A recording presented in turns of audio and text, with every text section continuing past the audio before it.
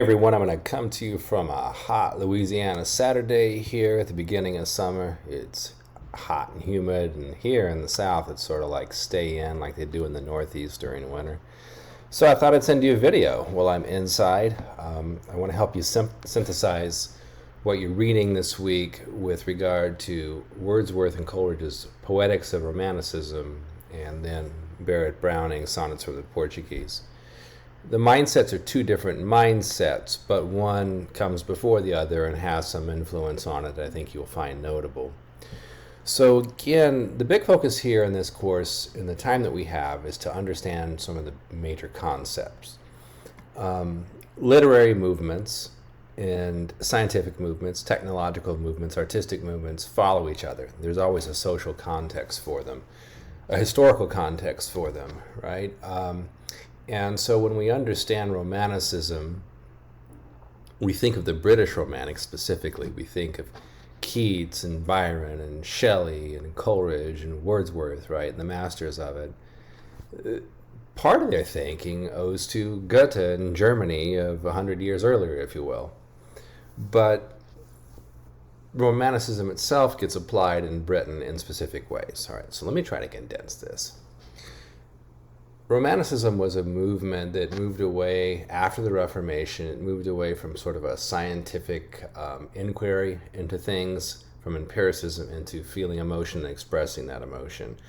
With violins, you're going to get these trills and these wild string movements, right? Okay.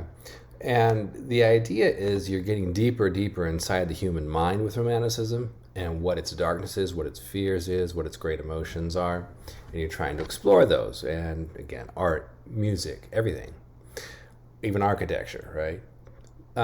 But with Wordsworth, specifically with the piece that you're reading this week, he and his friend Coleridge laid out some basic tenets for what they thought poetry should be, and they included it in their second edition to the Lyrical Ballads in 1798, so just as things were turning into the 19th century.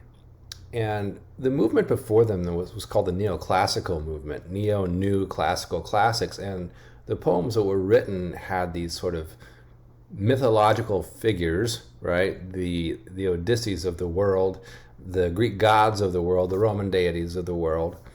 And in Britain, in the neoclassical age, prior to the Romantic age, poets were a lot of times just court-sponsored artists. They were paid by the rich and powerful, the kings and queens and landowners, to write poems about them and to do it with a certain verse and meter. They were called Alexandrines. It was 6 rhymed lines of iambic pentameter, really long. And it's sort of a heroic tale of self, right? That world leaders are known to do and still do today.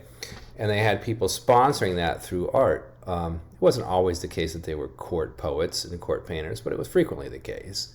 But the idea was that the content was meant to patronize the rich, to sell their own myths, to deify them in many ways. And the meter, the highfalutin 6-unit meter, wasn't really meant for common consumption. It wasn't meant for the guy who, picks up the hay bales to read. And the Romantics changed all that. And that is their great legacy for what we have in literature today. They said, oh, no. We are not going to do that. Poetry is for everybody. They were in part inspired by the French Revolution and what happened 10 years prior to the publication of the preface to the Lyrical Ballads that you're reading. But that was a democratic revolution, right? The disenfranchised, the poor, the downtrodden who were starving, rose up against the gross excesses of King Louis, of the Marie Antoinette who say, let them eat cake, those kinds of things. And we are trying to bring wealth and power to the common people. And the Romantics said, I think that works. Let's do it here in England, but let's do it with poetics, and let's change the subject matter and the way that we write poems. And one of their main categories of change, I'm going to list probably 3 or 4 here, and they're important to note. The first one was, this is for everybody. Poetry is for everybody, and that stays today. Okay, anybody who can pick up this poem should be able to read it. Okay, and it should mean something to everybody, not just to the people who are being sponsored, and not to they're friends, if you will, for lack of a better term right now. So the subject matter of romantic poems changed. It went from being heroes and deities to leech gatherers and prostitutes, okay? And that's really cool because it changed the way we viewed poetry in terms of its subject matters. The Romantic poets also got rid of the idea of mythologizing people and just used the pronoun I, speaking from personal experience, right? And in terms of the structure, I mentioned the Alexandrines, the 6 rhymed lines of iambic pentameter. The Romantics really simplified that. They didn't quite go to free verse yet, but they're like, no, let's just make this, no, it doesn't have to be memorized, over 2,000 lines for a song. So they use blank verse quite a bit, which is just unrhymed lines of iambic pentameter, and you're going to find all kinds of mixtures in there. But the idea is they're changing the subject matter, they're changing the way it's written, they're changing specifically and most importantly for whom it's written, right? So all of this is to say that Wordsworth Poetics and Barrett Browning's collection that you're reading for this week can be put together and understood and synthesized in that way. If you look at some of those poetics, again, I want you to read the Wordsworth and Coleridge piece, of course, and take what you take out and apply it to your reading. But the idea that you would write a love sonnet and it's about somebody else and it's intimate and it's personal, that wouldn't have happened before the Romantics. And even in the Romantic age, it might have taken on a little bit of a different flair. So when we get to Barrett Browning and we're reading sonnets from the Portuguese, keep in mind the ultimate humanism of it, the examination of people in love, which is, exposes all of our flaws. But how those flaws are celebrated, it's very optimistic and very beautiful.